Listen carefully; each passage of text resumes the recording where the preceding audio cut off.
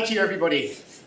Isn't it lovely to be back at AdventureX? Massive congratulations to the team for pulling all this together. My name is Jon Ingold. I'm the narrative director of Inkle. We made a bunch of things over the years, so hopefully everybody has heard of at least one thing. We actually have a new game coming out in January, which we stealthily teased in the brochure for the event, and then I just put on the slide anyway, which you can wishlist on Steam now. So if you're viewing this live on the stream page, you can pause it now, go and wishlist it and come back, so I won't wait. But I don't want to talk about that game today, partly because we're being all secret about it, but partly also because that would be strange when you haven't actually played it. So I want to talk about something I've never heard anyone talk about before, which is story generation. So starting from an initial concept to a full outline of a plot in 20 minutes with jokes. So I better get a move on. So, picture the scene. It's 2027. Climate change has been solved thanks to the discovery of a carbon-guzzling algae, which dries into a really good fake hamburger patty and also can be used as wall insulation. Donald Trump is out of office. He's running around the garden in a nappy saying goo goo gaga, and we're all fine with that. Vladimir Putin has returned to cryogenic suspension because Austin Powers has finally caught up with him. But this has obviously broken the telepathic communication with the reanimated corpse of Nigel Farage, who has now been returned to the Victorian cemetery that he was dug up from in the first place. Meanwhile, Greta Thunberg is bored, so she's released an album with Sabrina Carpenter, and frankly, it's pretty sick. And best of all, narrative designers are everywhere. The game industry has healed, the sun has come back out. And all of us, including you, yes, you, have been hired. And you are working with an indie studio. It's day one on a brand new project. You've got an open brief, a secure budget. They ask you for a Zoom call. So you settle down, you put on a t-shirt which is just nerdy enough. Not too nerdy, you don't want to seem intimidating, but nerdy enough that they believe that you know what you're talking about. You put a pen behind your ear because your flatmate tells you it makes you look like Tolstoy and not like Bob the Builder. The Zoom call starts and the team say, hi, it's nice to meet you, and they're going to present you with their design document, their beloved crafted document that outlines their vision, the vision that has secured millions of dollars of funding from Ubisoft, assuming they still even exist in 2027, and they want you to be the person who realizes that dream. So they hand it over to you and it looks like this. You say, okay, have you got anything else? And they say, no, it's perfect. You say, what kind of game is it? Is it an RTS? Is it an FPS? Is it a card battler? And they say, no. Darling, you're overthinking it. You write the story, we'll design the game to tell that story. So it's a wide open canvas. It's a blank sheet of paper. And what do? Everybody knows that a blank piece of paper is an incredibly intimidating thing to see. So as writers, as narrative designers who have been bursting for this opportunity, we do the only sensible thing for our starting point, and we go straight to existential doubt.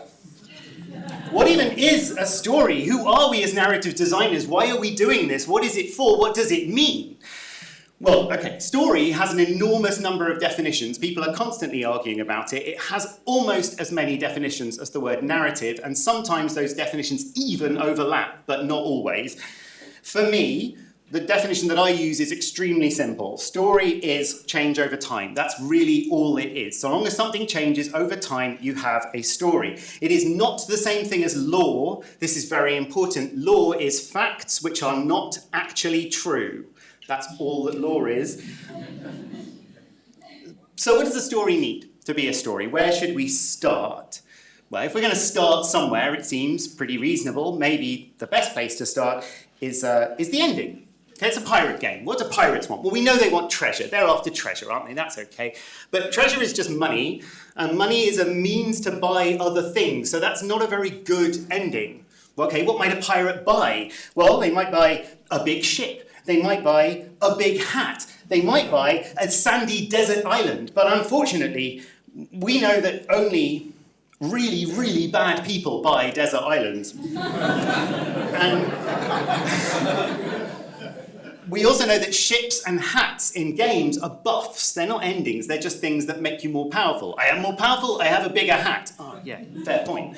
So that doesn't make for a good ending. So maybe we need to be more introspective. We're supposed to be the emotional part of the game design team, aren't we? So let's go for something introspective and an interior like revenge. Everybody likes revenge. It's famously sweet. So you're a pirate and you're out for revenge. Great, brilliant. Okay, what are you out for revenge for? Well, I don't know. Maybe there was this pirate before the game started who pirated you really hard. And so you've been pirated so badly, you want to become a better pirate so you can pirate them right the fuck back again. So you will have pirated them more than they have pirated you. Is that good? Well, it'll do for now, except for one problem, which is I've been using pirate as a transitive verb, and I don't think it actually is one. So, what is it to pirate? I pirate, you pirate, we, she, he, they pirate. Pirating means to download without paying the original creator. And as the head of a tiny indie studio, I don't really approve of that. So now would be a good time to think about verbs. What are the kinds of things that our characters will do in this story to make the story happen? If I don't know the sort of things my character will do, I can't possibly tell you my story. So what verbs feel piratey enough? Well, when I think about pirates, the very first thing that comes to my mind is, of course, treasure maps. Solid. Digging in games is bizarrely popular for some reason, and digging to find treasure marked on a map sounds like a really solid game mechanic, right? So to illustrate finding stolen treasure, I have gone to Adobe Shutterstock's AI page and stolen an image from them, but that's okay because they stole it from real artists in the first place. I would like to take a moment just to point out what a pile of shite this is. Like, the pencil work is sort of quite nice, though quite why there's a bed frame in the lower right-hand corner, I don't know. And the path, given that the path is the most key important ingredient of any treasure map, it sort of goes over here and then it goes round, and it goes round a circle, and it goes up. It's like me in the supermarket trying to find the last thing on my list. It's like the route of the N11 night bus. It just goes everywhere. But to be fair, this is what the player will actually do. They'll wander around your island looking in all the corners in case you left a collectible or a pickup, and they will wander all over the place before they finally find your treasure map. So if you do this, you'll do the playtesting, and then you'll have to add yellow paint and seagulls who mysteriously point the way to the treasure. And you'll probably have to put a flipping great big X on the ground at the point where the player is supposed to press X to dig on the ground. So, no, actually, I don't think maps can possibly work except in a Highland Song by Inkle Studios. So, what about sailing? Is sailing in games good? You sort of point and go when you sail in games, don't you? Which isn't how boats actually work. Boats actually tack and reach into the wind in quite subtle and complicated ways. Obviously, driving in games is famously fun. There are turnings and navigation, there are obstacles, there are people to dodge, there's other cars, the background goes past you at speed, so you get a feeling of progress, but the sea looks like that. And as anyone who's read Moby Dick can attest, it takes an enormous amount of skill to make this interesting. So no, I don't think sailing in games can work, except in Heaven's Vault by Inkle Studios. So what about swashbuckling? Is that even a verb? Do you have a button to buckle your swash? Is it like a button you hold down, or is it a toggle? Do you buckle your swash and then unbuckle it again? Is there some societal reason why you should walk around with your swash buckled or unbuckled? And why is this suddenly sounding obscurely filthy? Things are getting in a muddle. So it's a good time to go away and do some research. Research is the secret tool of good writers, as I'm sure you all know. A really good writer knows about absolutely everything. But we're in the games industry, so we only need to be strong yet mediocre, which means we should know simply more than you might reasonably expect about most relevant things. That's fine. And the way that you achieve that is very simple. Every time a question comes up where you don't immediately know the answer to, you go and look it up. That's fine. It's as simple as that. It's, whenever anything comes up that wasn't already in Pirates of the Caribbean or already in Treasure Island, and that's what, if you discover this thing, that's what makes it feel to people like your story is 100% original, when it's actually only 10% original, and 90% of it is just Monkey Island again. And the great thing about research is it doesn't matter what you research, whatever you stumble on, whatever rabbit holes you go down, if it's interesting to you, it's fairly likely it will be interesting to your eventual readers and players. There are no bad ideas, there are no bad questions and there are no bad topics of investigation. Research is really just going on a random walk towards any shiny thing that catches your eye. So, for example, did you know the word buccaneer comes from the French boucanier, which means to smoke meat? This is not because pirates had massive blunts the whole time, it's because they used to be journeymen who hunted their food and cooked it immediately. And swashbuckling comes from the 16th century noun to swash, to swish your sword, or rather to swash your sword against a buckler, which is a small shield. So it's sort of, basically, swashbuckling describes using a sword against someone who is basically carrying a small metal dustbin lid. So it's bullying, basically. It's attacking someone who isn't adequately armed to defend themselves. Computer games are full of that. It's like, I've got an Uzi and there are 4 guys and they are gone. That's standard computer game mechanics, so let's keep it. So what's our story so far? Well, we are on a mighty quest for revenge that involves limited use of treasure maps, a boat fighting poorly armed people, and a boat that largely goes where it does automatically. This all suggests that I, the player, am not an ordinary seaman, but some sort of lofty position of command. So I guess I'm a captain. I'm the captain. Who am I? This is all backwards. Surely I should have started off, hey, for all the Babylon 5 fans in the audience, all 3 of you. Surely we should have started thinking about the protagonist. Where do you come from? What sort of person are you? What do you want out of life beyond treasure and buckles to swash? If you're the captain of the ship, are you a good captain or are you firm but fair? What sort of characters do we even have in our story world? What sort of people do we want there to be? Are they shocking? Are they goofy? Are they heroic? Are they grey? Are they gay? Are they easy to cosplay? We can't design a character until we know what sort of worlds the characters are allowed to be. So fine, okay, a good way to interrogate that, to interrogate who the people are, is to think about their names. Names are impossible to get right, so it's worth trying out bad ones really early on. So, for example, the most famous pirate in computer games for everyone outside of this room is this guy. Not the guy you're thinking of. His surname is Kenway. Ken means to know, so his name literally is Edward, I know the way, or Edward, good sense of direction. And that's why he comes across as a trustworthy character, because on some level you know this. He's a ruthless pirate, but you sort of believe in him because he knows the right direction.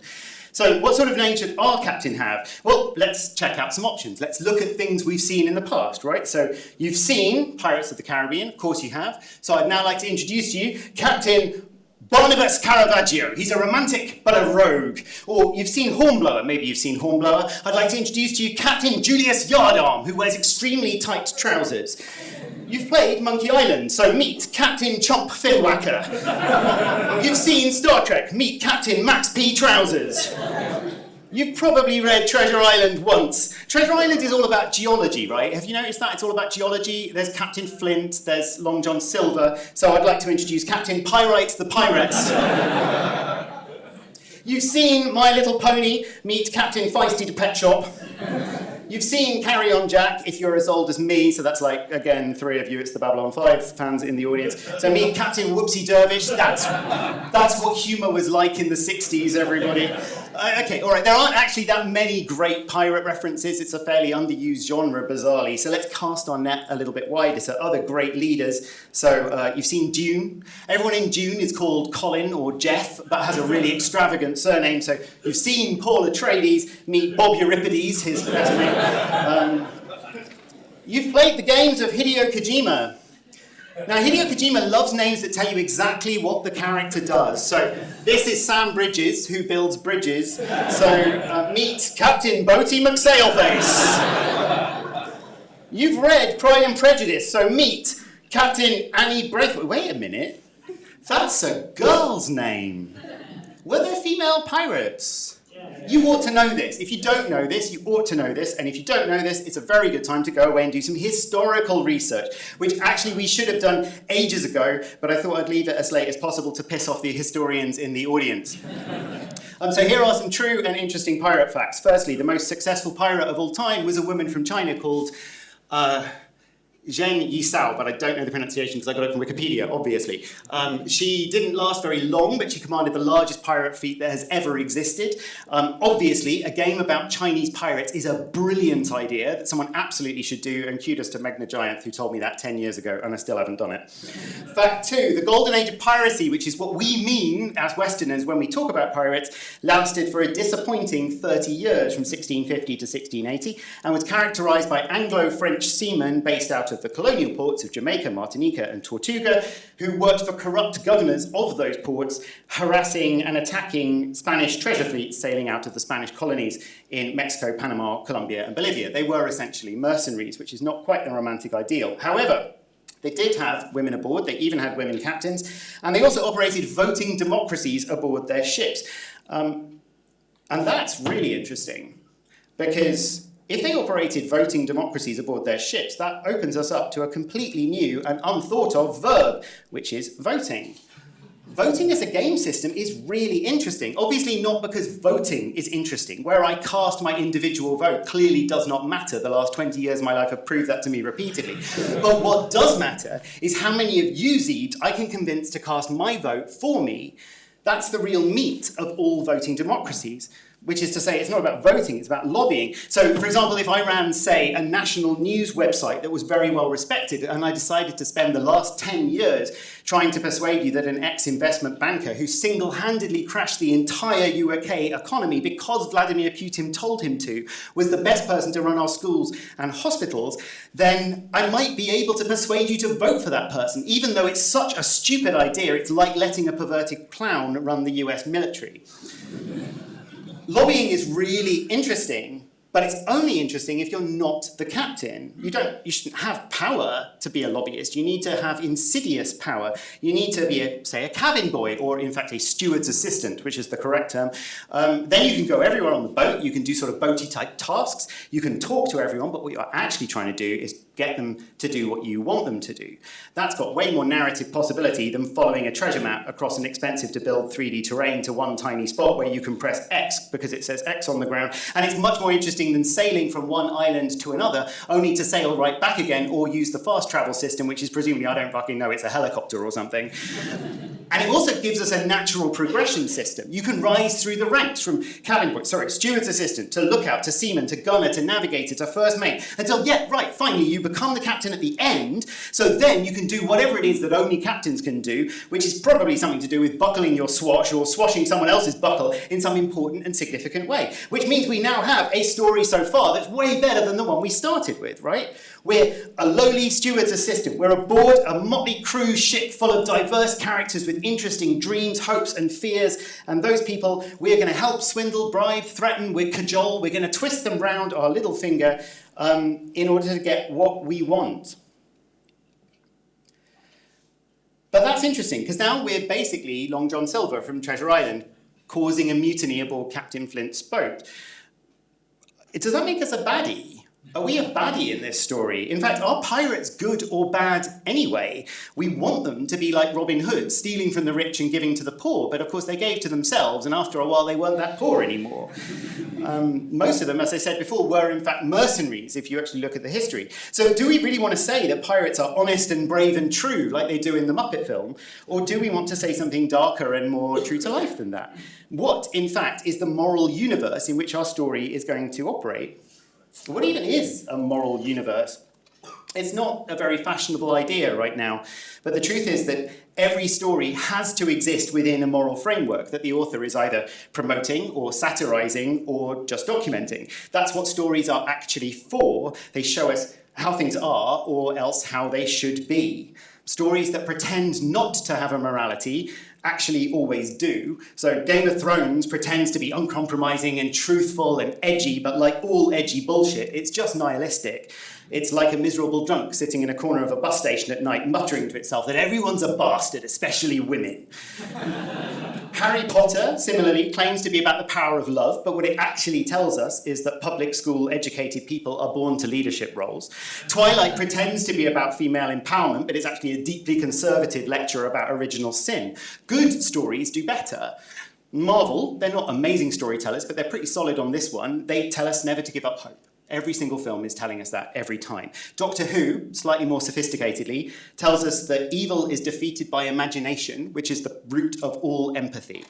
Tolkien, a far better writer than both of those series have, tells us with every single character arc in The Lord of the Rings that being good is really difficult, but the alternative is utter damnation. Every single character in The Lord of the Rings is either good or damned. There is no middle ground in Tolkien's world. Alien tells us that corporate systems eat people alive and that resistance is survival. So a moral universe is kind of the bedrock of what you're doing as a storyteller. It defines how providence and justice works within the narrative. It's not an endorsement of a particular moral code, because it can obviously be satirical, but it does deliver the meaning of the story. You need to be careful with this, because if your morality is unconscious, if you haven't thought about it, then it's probably bad. It usually is.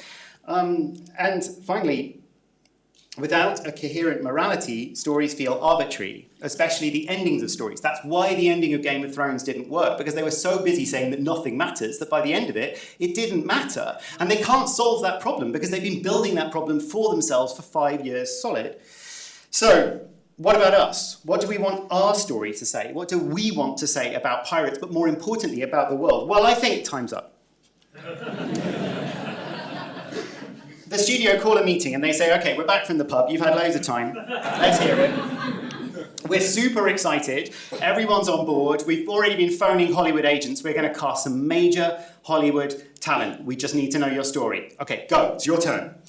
And you look at your pile of notes and verbs and names and goals and research and realise with a terrible sinking feeling in your stomach that you've squandered it. Your one opportunity to create something both strikingly original and yet comfortingly familiar, that both meets and exceeds the original brief, and you're about to turn and leave the room knowing that while 2027 is fantastic, you don't deserve it. When you realise you are in fact 100% ready. Picture the scene. It's 1660. Your name is Annie Braithwaite. You're a young woman alone on the island of Tortuga. No, wait, better. This is better. You're the daughter of the governor of Tortuga, a cruel and vicious man and a really terrible dad who's just executed your fiancée on a spurious charge of piracy. You run away to sea, disguising yourself with a big hat as a boy, and sign up with Captain Barnabas Goes the Right Way. No, Captain Barnabas Go Rightly. No, Captain Barnabas Godright. A firm but fair captain, with a varied crew of diverse types drawn from across the Caribbean. At first, you're shipbound, able to talk to people, but you begin to influence the decisions they make, subtly at first and then in larger ways, until your ship builds up a fearsome reputation and an arsenal to boot. Then we raise the stakes. After landfall, Captain Godright is imprisoned, and the first mate takes over, a mad sadist by the name of Julius Finwhacker. The crew despise him, and so you plot a mutiny, eventually forcing him to walk the plank. No, better, this is when you get your sword. You swash your sword at him until he lands in the drink by pressing X repeatedly. Then you turn and you pull the hat from your head and reveal yourself to be a woman. The crew cheer and vote you in as captain. There and then you turn your sights on Tortuga to go and take down your own cruel father, but you don't kill him. Oh no, that would be too good. Instead, you strand him on a desert island like the bad man he is, with only a treasure map with a really long-winded dotted line that points to where you borrowed the one bottle of fresh drinking water. And then you sail away, the most feared, the most respected pirate in the whole of the Caribbean, and the only thing you need is your captain name. You are no longer Annie Braithwaite. You are now Anne Throw Your Hat Away. You are, no, you are Anne Go That Away. No, you are Anne Hathaway.